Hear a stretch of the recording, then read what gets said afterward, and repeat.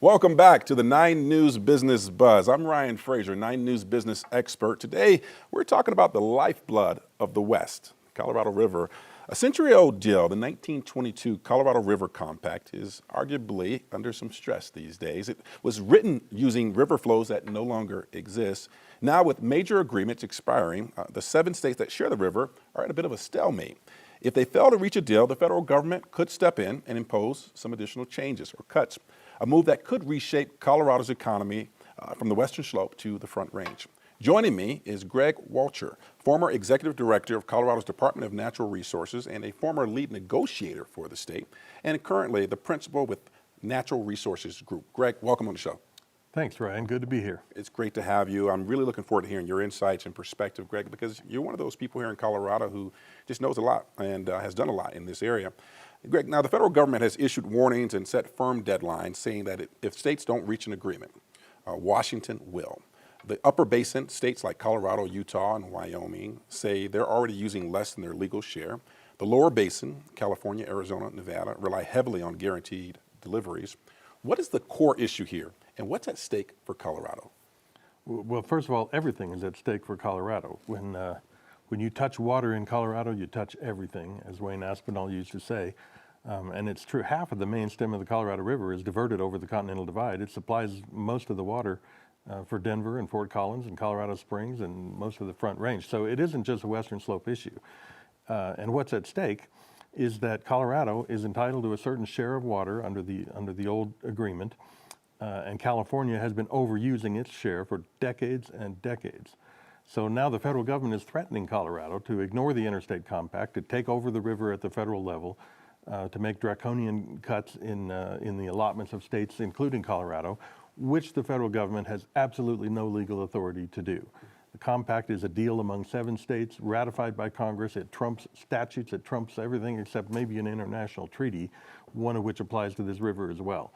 So the Bureau of Reclamation saying it's just going to take more water from California is an absolute non-starter, which is why Colorado couldn't come to an agreement with the other states. Yeah. Now, Greg, the 1922 compact assumed the river carried 15 million acre feet a year. Today, because of a number of issues, it's closer to 11 to 13 million, sometimes less. You've argued the simplest solution is to base each state's allocation on actual water supply. Is that finally gaining traction? Well, it's been Colorado's position for a really long time, and I maintain that it's what the Interstate Compact was intended to do to begin. Think about the silliness of the way the compact has been interpreted over the years, as if we all agreed to a fixed amount of water for every state, no matter what the flow of the river was. That just defies common sense. To think that Colorado ever agreed to supply California with a fixed amount of water, no matter how much snow there was that year, is just nuts. That wasn't the intent to begin with. So I say I don't care if the flow of the river is 15 million acre feet as it was then, or 13 million as it is now. Whatever it is, the percentages ought to be allocated the same. You don't have to rewrite the compact. You don't have to change those historic deals, which are the only protection Colorado has against more people, more money, more political clout in California. Our only protection is the compact. But you don't have to rewrite it. You just have to say, let's administer it the way it was intended. Can these talks be fair if California isn't required to cut aggressively? Well, that's been the problem the last 2 or 3 years when the Bureau of Reclamation has made demands that the states weren't willing to agree to, and so in the end, some deadline would come, and the Bureau of Reclamation decides to cut Arizona and Nevada, and leave California completely whole. That's got to come to an end. California's been using 1 million acre feet a year more than it's entitled to, and the Bureau has got to stop shilling for California. So here's a question. This year, the Bureau of Reclamation released 2.25 million acre feet more from Lake Powell than nature put in, essentially draining the river's savings account. Upper basin leaders say that's unsustainable. You've said the federal government must stop favoring one side. In your view, what is the one thing that must happen to get a fair, durable agreement for Colorado?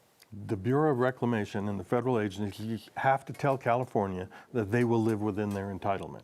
That's the deal we made in 2002 when I was at DNR, by the way, a very hard-fought deal that took months to iron out, and they've ignored it ever since. The reason I have so little sympathy for California, Ryan, is they're sitting on 840 miles of coastline on the largest body of water on Earth. They don't need the Colorado River to supply water to LA. But they have no interest at all in desalination. The California Coastal Mission killed the only reasonable project that's been proposed in 20 years for that. The technology is easy.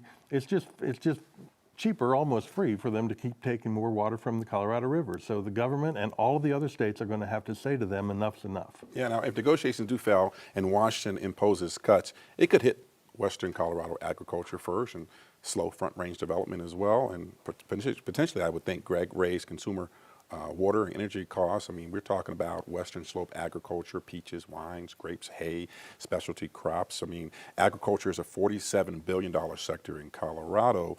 What further tangible impacts will Colorado families and businesses feel if this isn't? Well, it could affect all of that. It could literally cut back the amount of water we're already getting in Colorado, which is less than we're entitled to, as I said. So yeah, it could have all of those effects if the Bureau were to decide to just take over the river. But I will say, I think it's a legal battle they can't win. The Interior Department has, under a series of Supreme Court rulings, absolute water master authority in the lower basin, but not in the upper basin. Upper basin distributions are made under a different compact, which was also ratified by Congress and by the 4 states of the upper basin. The Bureau doesn't have any authority to cut back Colorado's water supply. So I think if that happens, then they're going to wind up in court. It's going to be a nasty legal battle. That depends, of course, on Colorado's willingness to fight it, but I don't have much doubt about that. Every governor of both parties for all of my life have all been on the same side of this issue. Yeah, now you said to me earlier offline that they were supposed to come to some sort of agreement or a deadline, artificial or whatnot, by November 11th. That didn't happen. All right, so based on your expertise, perhaps your inside view of what's happening, what can we expect next? Well, there are a series of drought agreements where the states essentially agreed on how the Bureau would go about managing the dams at Lake Mead and Lake Powell and some others. Those agreements expire at the end of 2026. And so there is a little more time. This November 11th deadline was completely artificial, so I'm not particularly concerned about that. I'm more worried that the government is just not going to get its act together to get involved in this issue to the extent that they should. They're leaving people in charge of the negotiation who have been there for a long time, and I think the government is just going to have to start saying all of the states, including the lower basin in California, are going to be part of the solution. Greg Walcher, former top water negotiator for Colorado, current principal Natural Resources Group. Thank you for helping us understand a bit more what's at stake here. These decisions that are going to be made over the next months and year could shape Colorado's economy, our very way of life for generations to come. I can't under or overstate the importance of water here in Colorado and the West. It's important to our livelihood. It's important to business. It's important to who Colorado is. As business keeps buzzing across our state, we'll do our best to keep you to stay informed, to be engaged, and get ahead of the game. For the 9 News Business Buzz, I want to thanks again to my guest, Greg Walcher. I'm Ryan Frazier. See you next time.